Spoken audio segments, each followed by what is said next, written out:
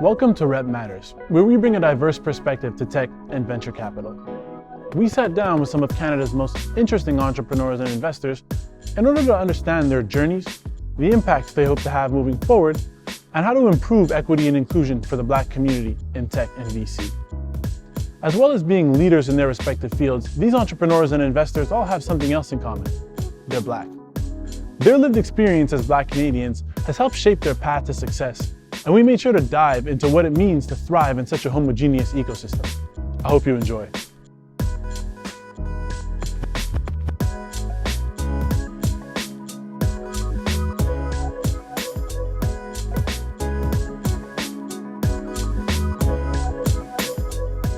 Today on Rep Matters, we have the prolific Frantz Saintellemy. Frantz is the President and Chief Operating Officer at Leddartech, a leader sensor technology provider in the automotive industry. An engineer by trade, Frantz has consistently been at the forefront of innovation and has been a leader at billion-dollar companies.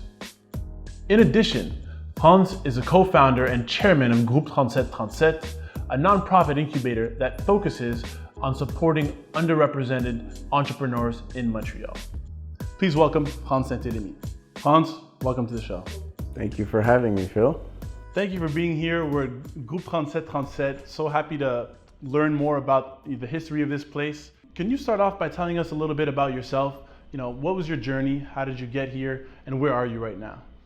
Well, I must say I'm a product of education, formal education, but also informal education. A bunch of people who believed in me early on, who saw the potential in me, who helped me along the way.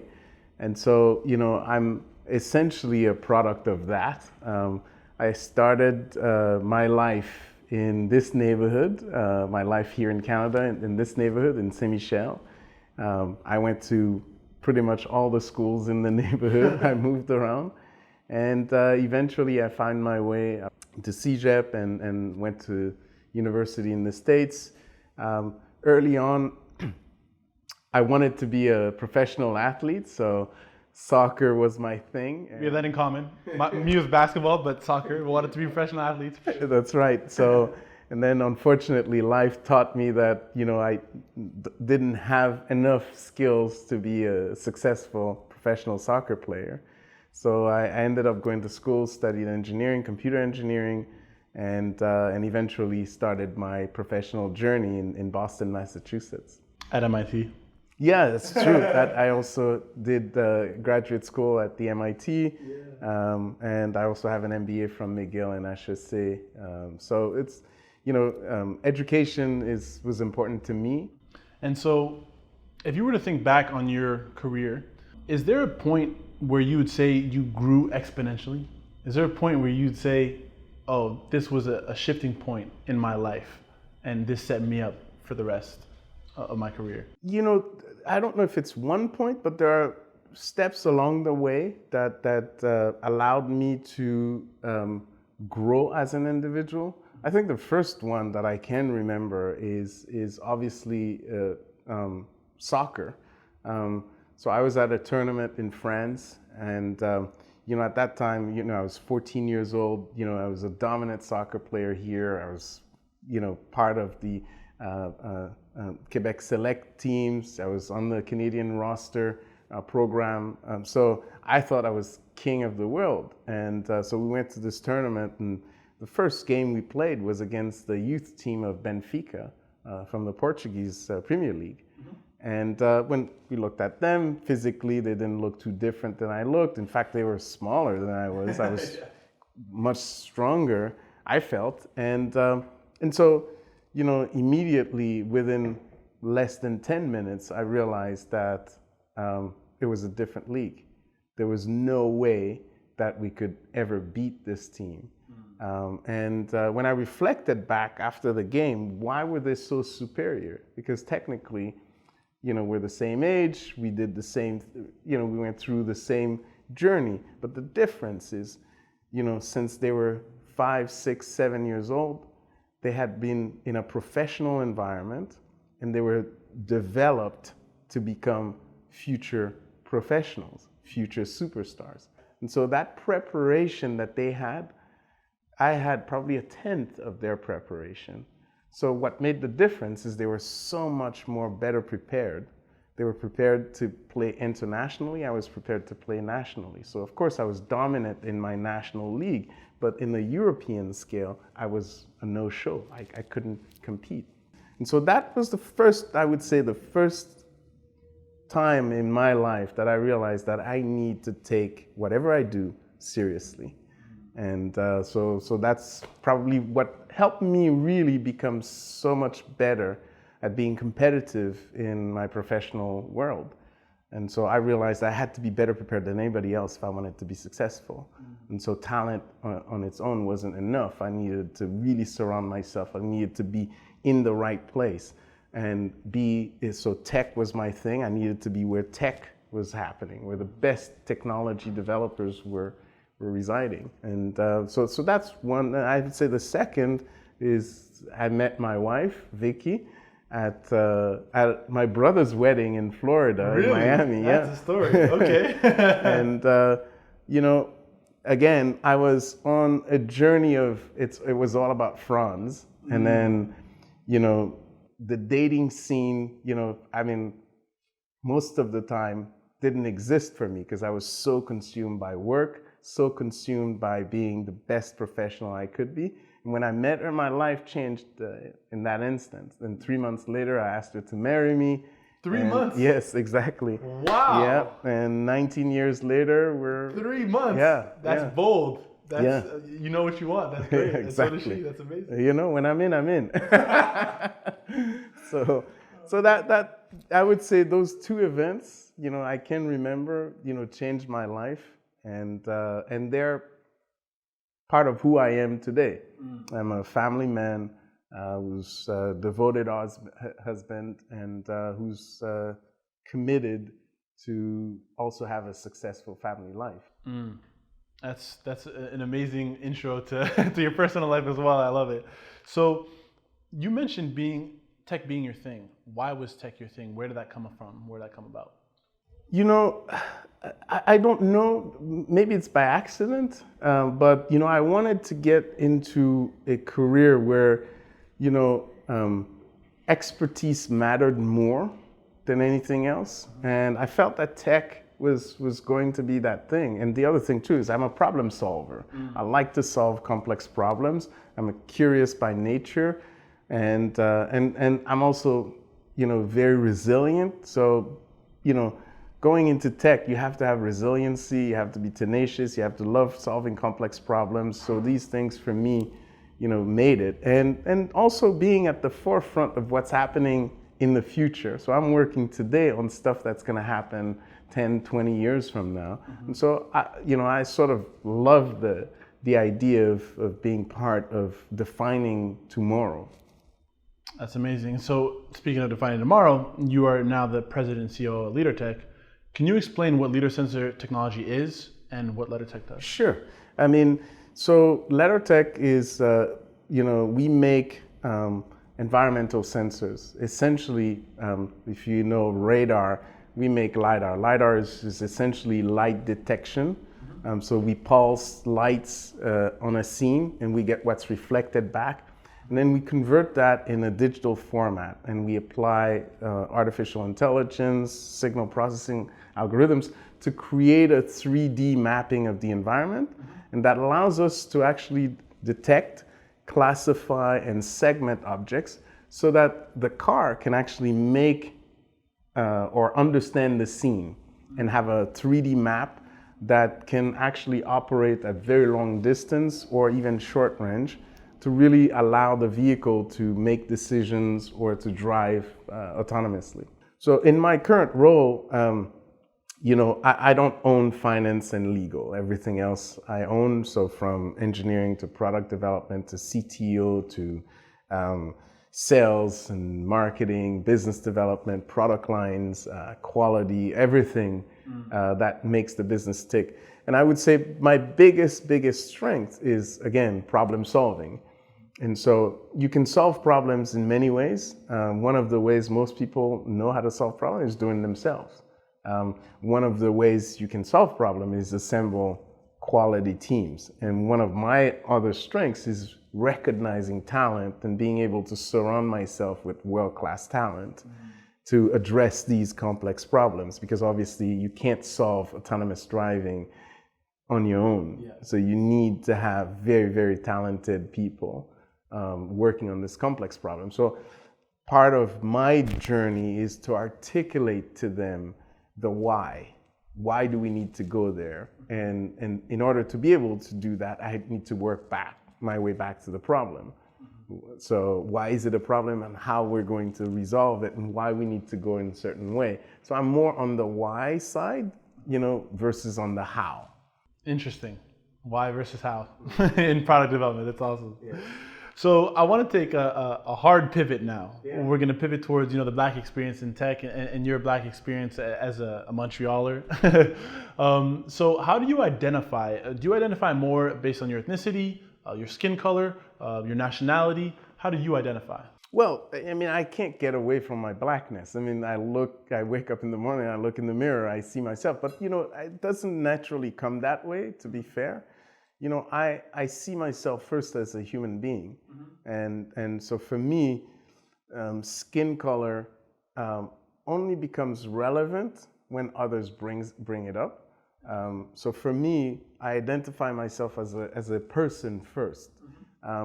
But then obviously in the tech industry, there's not that many people that look like me. So it becomes even more obvious that I'm Black. So for me, maybe others don't look at me that I'm Black, but for me, I become conscious of the fact that there's not that many of me.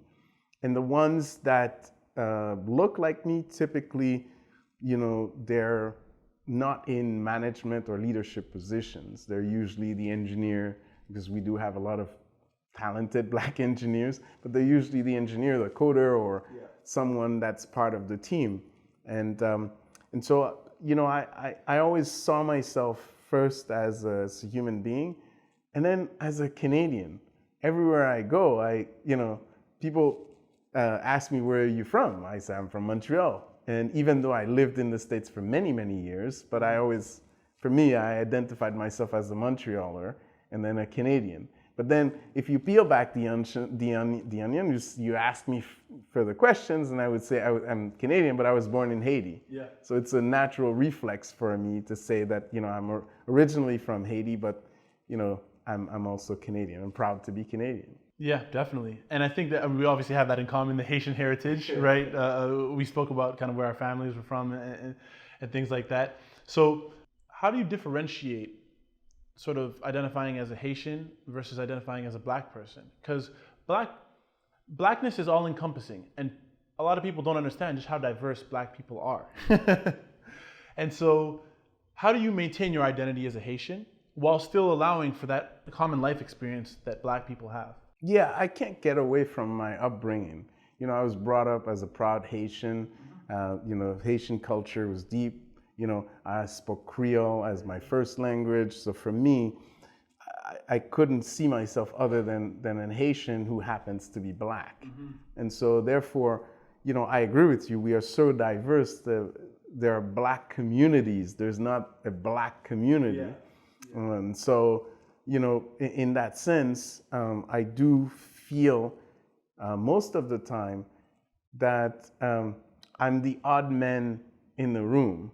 Because even though there are other Black people, when I tell them that I'm Haitian, there's always that surprised look. Because not only there's not that many Black people in tech, but then in high tech, there's even less. And then in management positions or leadership positions, there's even less. Business owners, there's even less. And then I'm Haitian on top of that, Francophone. Yeah.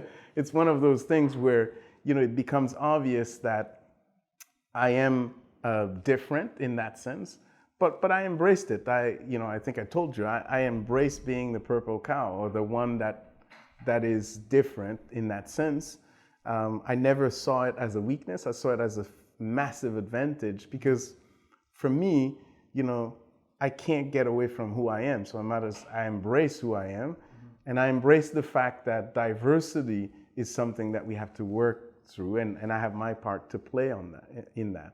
But I think part of it too is I think a lot of Black people in the tech industry, not only, it's not just a question of opportunity, it's a question also of putting yourself in the position to be looked at as someone that could actually be in a leadership position. So I talked earlier about soccer. If you're playing in the local league, you aspire to be successful, you got to put yourself in a more professional environment. So my part was actually not to be afraid to stick my neck out, to venture out where others have never been before, and to take risks and be okay with being alone.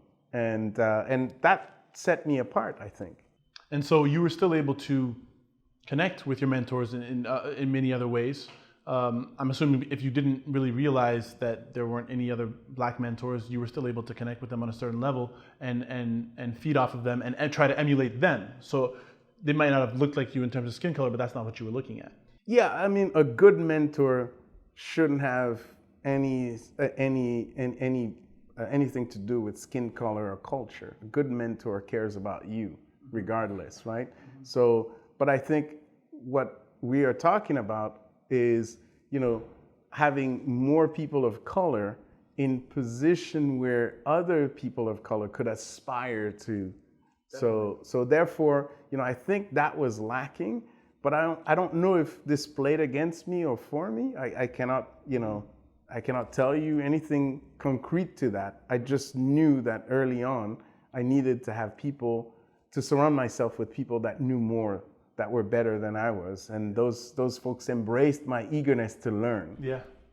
And I would say the one thing that really, really got me going while I was in Boston still with Analog Devices, the head of HR was this tall Black man coming from Ford. And he was VP of Human Resource at Ford, or VP of Talent at Ford. And he joined as Vice President of HR. And I started talking to him. And I started realizing that he was so different from me. Because for him, it was all about flying under the radar, being one of the boys. It was not about making room for others. It was not about creating an environment where others who looked like us could be thriving and be successful.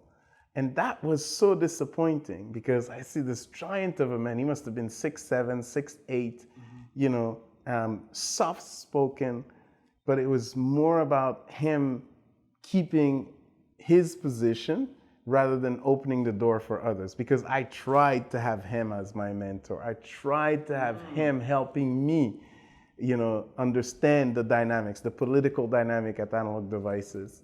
And unfortunately, it didn't work out. And so that also played in the back of my mind, that, hey, potentially I might have a role to play. I might have to do something for myself. So what advice would you have for Black entrepreneurs specifically who are trying to raise capital in Canada? Financing your company in general is hard. It's hard whether you're Black or white or a woman or, it's hard. It's harder if you're a person of color because you don't have that, let's say, I call this, the benefit of the doubt. So if I am Indian or I am Polish or European descent or German, let's say German, I get the benefit of the doubt because in Germany there's lots of tech entrepreneurs, there's lots of successful tech people that look like me if I'm German. But if I'm Black, there's not that many good examples. So the familiarity factor is less. So therefore, on the other side, the money, the investors, they don't necessarily see themselves investing in you because they have not had the experience either. So for them, it's a mental barrier And it's not even that they want to do it. It's just that they've never seen it before. They don't want to discriminate. I think the 99.9% of people, are good in nature. They want to invest in the right project. But the first step is they have not been exposed to successful Black entrepreneurs, period. Not just tech. Tech is even worse. And so therefore, there's not enough examples that could say, wow, there's something going on. I need to invest myself in there. I need to be part of that. So I think two things. First, as an entrepreneur, you have to know it's hard. It's a journey. And so therefore, I talked about resiliency. I talked about, never giving up. If you believe in your project, you believe in what you're offering, you gotta continue to knock on doors. And eventually, one door is gonna open. The second thing that they can do is you also have to know what investors are looking for. And so there's a level of preparation that needs to happen. So we talked about, and I tell entrepreneurs here all the time, I tell them, Groupe 3737 is going to prepare you, it's going to elevate you to the standard, okay? The next thing you're going to do, you're going to go to every single incubation program there is out there. Because the more they see you, the lower the barrier will be. The more the familiarity. The more they hear about you, your name and your face, the less afraid, the more valuable you'll become. So I think a lot of it is that whole preparation and knowing that it's a journey. It's not a sprint. It's a marathon with multiple sprints, and to be prepared to go through the journey. And I think those two things are the most fundamental things. If you know it's going to be hard, you prepare yourself for it, then you have a shot. Because I think beyond that, tech is tech. A good product is a good product. It doesn't have any smell, any culture, any color. A good product is a good product. It just takes time for people to give those founders, who are people of color, the benefit of the doubt. So hopefully they'll see that, well, I can go to Groupe 3737, and then from there I can go to a Notman House, I can go to I will get access to Real Ventures, because Real Ventures is going to has invested in many Black people projects, and so they will not be discouraged because they don't think that the barrier is too high, because they've seen others succeed and fail. And so just imagine, let's role play a little bit, right? I'm a mentee, you're my mentor. I'm going into a pitch meeting with an investor, and you have 60 seconds to kind of hype me up and give me pointers on how to pitch. Go. For me, there are three things when you're selling that are important in your pitching. What's your product? Why is it relevant? How you're going to make money? And what's my exit? So if you're pitching to investors, they want to know what big problem that you're solving. And when I mean it, I'm oversimplifying it, but big problem you're solving, that means it implies there's a big market for it, or there's a relevant market for it, and you're solving something and you got it. The second thing is, how you're going to make money. So you can solve a problem, but if you can't make money, you can't monetize it. Exactly. And then the investor needs to know what's the exit strategy. We both kind of spoke about, we both believe that it's an opportunity for the tech ecosystem to include Black people at every level. Can you describe why it's not just an opportunity for the Black people, but an opportunity for the ecosystem, for innovation, for tech? Why is that? When you are a representative of the world that you as a company you operate in, you have a better chance of being successful long term. You have a better chance of also being more profitable. The statistics prove it. Yeah. That a diverse management team, including the boards, companies who are truly diverse in their strategy, where diversification is part of the fabric of the strategy of the organization, they're proven to be successful. Not just successful by a couple of percentage points, by double-digit percentage profit increase. I think Deloitte had a study a couple of years ago that really made the rounds. Boston Consulting Group also did a large-scale global study, and yeah, it was specifically for innovation too. It was specifically diversity helps boost returns from innovative products in innovation, and obviously tech is is all innovation. So we spoke about your identity as a Black person, as a Haitian man. How much of your success do you attribute to your lived experience, to your identity as a Black man, as a Haitian man? Oh, I would say 100% of it. You know, I come from very humble means. And so for me, it was always a race. So I had to make everything count. And so I knew I didn't have an uncle or a dad or a friend of my father or, you know, somebody who owed something to my family that I could call on to get an opportunity. So for me, I had to work extra hard and be conscious that, you know, I only have 1 or 2 shots at it. And so therefore, it absolutely made the difference. You know, so for me, it was, you know, failing was never an option, because failing would meant to go back to going to school without lunch, drinking a lot of water to feel that my stomach is full so that I don't look at the other kids when they're eating. You know, so for me, it was dignity.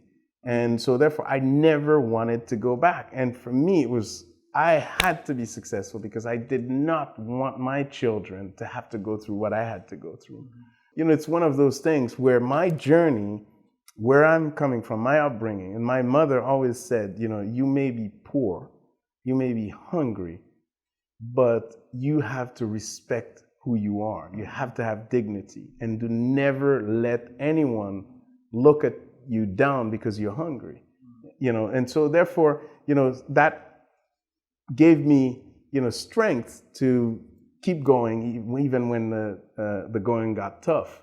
And so, yeah, I mean, I'm extremely competitive because of that. You know, it gave me this competitive edge that if I had to do it again, I would do it the same way, because I was so much more prepared for what, you know, life. I mean, I saw people complaining for things. I'm like, you have no idea how lucky you are, because I've been there. I know what it's like to be poor and broke, you know, and, you know, going days on an, you know, empty stomach. You don't. So I've got an edge. It's your competitive edge. And so my edge is my resiliency. I spend countless hours in getting prepared, mentally prepared, because I know what it's like to go back, and I don't want to go back. And so therefore, that gave me my you know, biggest strength is I'm resilient. You know, I will stumble, but I will never fail. So for me, success is about solving complex problems and helping others through that, and growing through the growth of others. And so when we take that idea of, you know, helping others grow, and we talk about incorporating more of the Black community in tech, what exactly are the pain points that you see for Black either talent or Black entrepreneurs for entering the tech ecosystem, and how do we fix those pain points?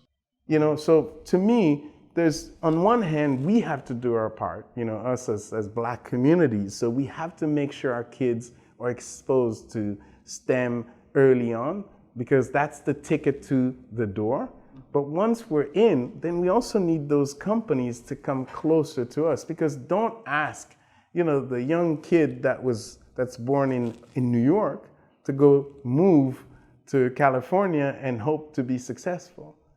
You know, it's not just that simple. But if you're only recruiting out of MIT, Harvard, Yale, Princeton, you know, Stanford, well, guess what? There's not that many Black folks there. It's unfortunate. And so that would require, you know, a concerted effort within the company, a clear directive to go out and find this Black talent. And a lot of companies look at that as an investment, right? Because that takes resources, you know, whether it's time or money. I disagree with that. You know, these companies don't have to invest more money. It's just redistributing the investment more equitably to have more representation. And in my mind, that is good for business. It's good for society, and it breaks the cycle of poverty. You know, look, I come from a very, very poor family. Within 10 years of education, I changed completely my lineage. You understand? So I go from living in Saint-Michel in an apartment to now owning my own house to making six-figure salaries and being completely comfortable. That's the journey in tech. So therefore, encouraging kids to go into tech, but also companies making an effort. We can change the dynamic. We can change the course of history. And it does not require more money. So I'm thinking of large tech company here in the province of Quebec, CGI. Imagine the impact if CGI decides that they will do their next tech center, development center in Montreal North.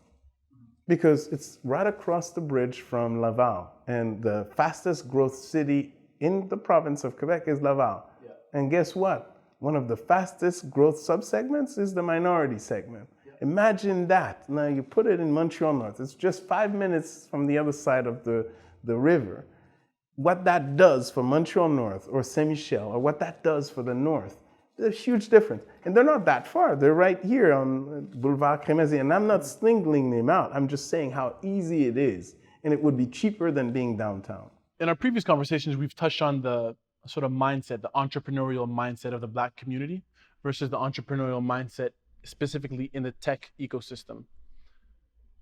What are the differences? Can you kind of describe that to me? Sure. I mean, if you're people of color, it's a survival. You start a business usually because, you have no other choice, or your choices are limited. So it's more of a survival. And so the way you set up your business is very different, because you set up your business because you need to survive, you need to pay your bills. And therefore, it's more of what I would call an escalator model. So you do a little bit of money, you invest a little bit, you do a little bit of money, you invest a little bit, but you typically don't have a scaling. You don't have a what I call a business that you intend to have a hockey stick scaling strategy that is typical to the tech industry. That's what the typical tech investor looks for. What's a hockey stick curve looks like. And so therefore, these types of escalator type of businesses, unfortunately, they do not get access to capital. There's no growth capital that's accessible to them, and it's debt at extremely high rates of debt, if they get the debt. And so therefore, they usually end up in more services or food, because it's the only place where they can afford to do that.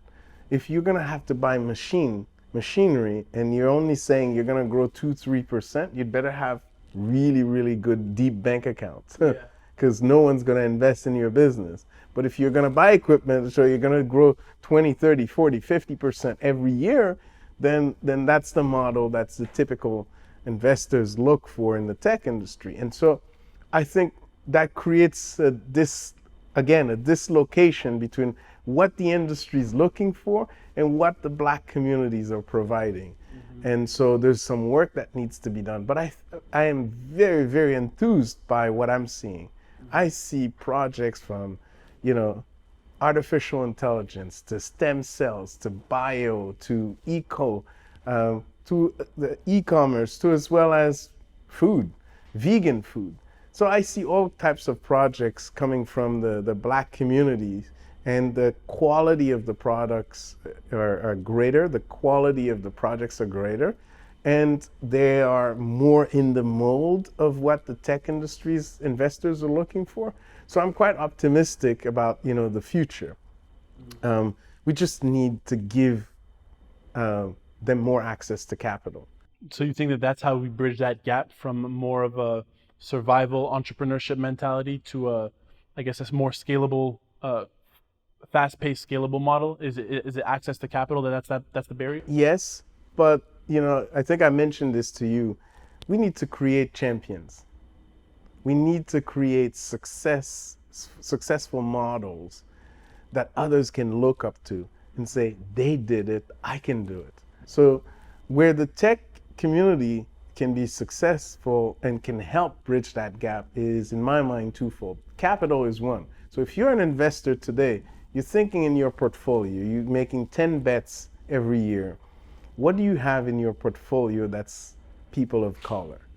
And take one of those bets and looking at, okay, I know the risk is higher, but then you're going to surround them. You're going to coach them. You're going to provide them more support than you would give to your other potential ventures.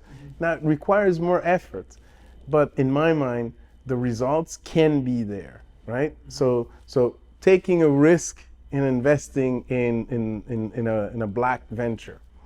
The second scenario, or tech companies who are already thriving, you're spending money today.